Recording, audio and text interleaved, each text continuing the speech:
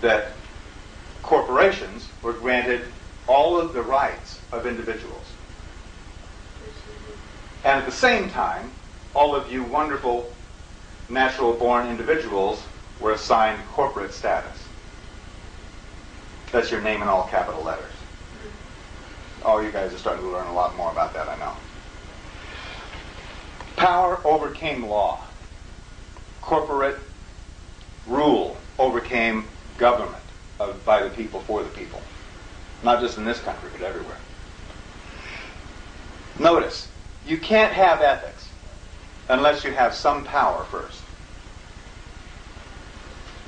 If you're running for your life, ethics is one of the last considerations you're going to have.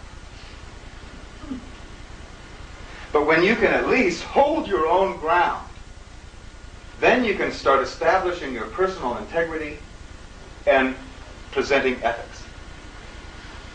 Consciousness had to provide the power first before the finer tuning or steering could come into effect, the ethics.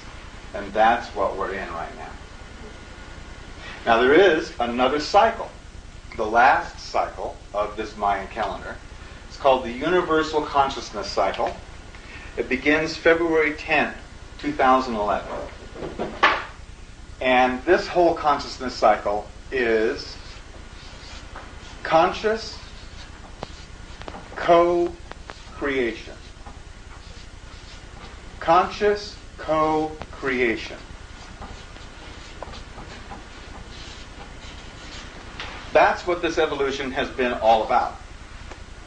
Is us rejoining creation as knowing creators. We've had a lapse of our memory for whatever reason or whatever. I think it's been all part of a very elaborate and entertaining game. Myself, one that's taken quite a few million years, if not a billion years, to work our way up and out of the whole problem. This conscious co-creation is why we're here. I mean, it's obvious that we're co-creating this experience, isn't it? I mean, if you weren't here, ma'am, this event wouldn't be happening. It'd be different. So we are co-creating this experience. If I wasn't here, this wouldn't be happening at all. So we're co-creating, and we've been doing that with everyone in every situation all of our lives. Just not as consciously as we wished. I have a question. Sure. If we're in day 4 of ethics, how long of a time span is that? Good. Over here on this side, the blue numbers, what that describes is how long one of these days or nights are. There's 7 days to each of these levels of creation and 6 nights. But one of these days on this first level was 1.26 billion years long. Things were moving really slow. But the very next one was only 63.4 million years long. In other words, 20 times shorter. Same amount of change, same amount of evolution, but 20 times faster. In the very next cycle, 20 times faster again, and again, and again, and again. We have an explanation or an example of how this consciousness affects our lives. For instance, we were all born right in around here somewhere in this cycle. Things were changing one of these days and nights every 19.7 years.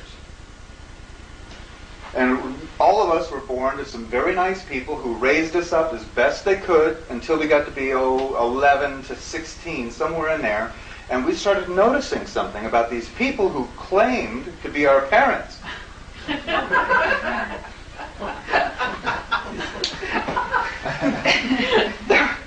There was something, I mean, no matter how politely you went about this or not, there was something obviously missing in these folks. Our true relationship became apparent. Oh, yeah, very apparent. Although how we could have evolved from that was a mystery. these guys, your parents, it became kind of obvious that they were slow. Not quite able to pick up information as quickly as you could and apply it to positive solutions. Well, that difference was called the generation gap. And the generation gap was 20 years long by study. So what we have here is the difference between your viewpoint and your parents' viewpoint is the difference between this and that. No matter how long it took to change, that's how much change there was in consciousness.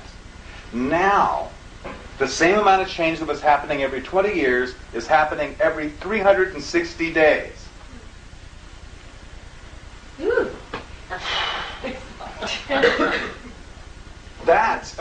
Does it look to you like time is speeding up? Okay, now we know for sure it's not. Creation is speeding up. There's more happening in less time. And that's been the pattern for 16 billion years now.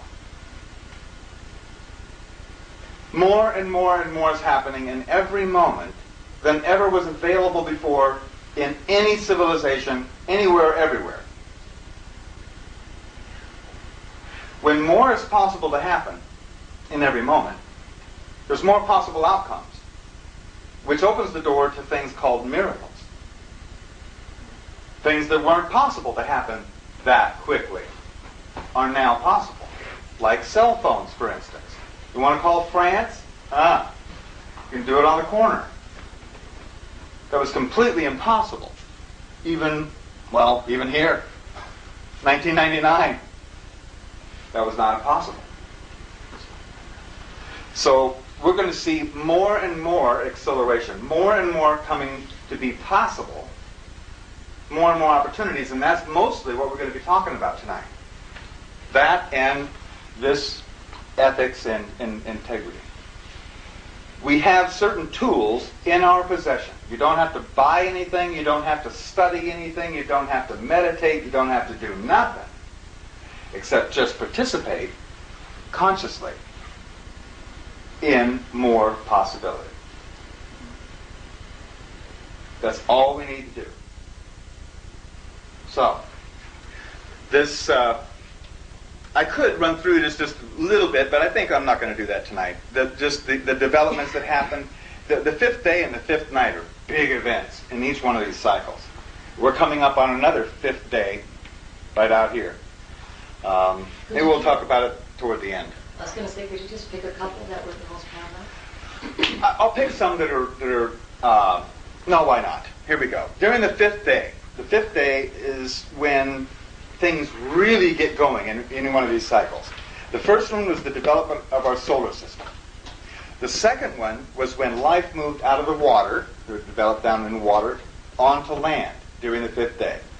During this period of time, color vision occurred.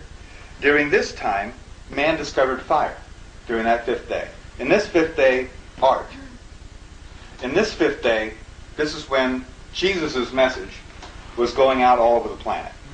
Then here, in the last fifth day, was when we got, this was 1913 to 1932, and this is E equals MC squared, and also Mr. Hubble discovered that we lived in an infinite universe.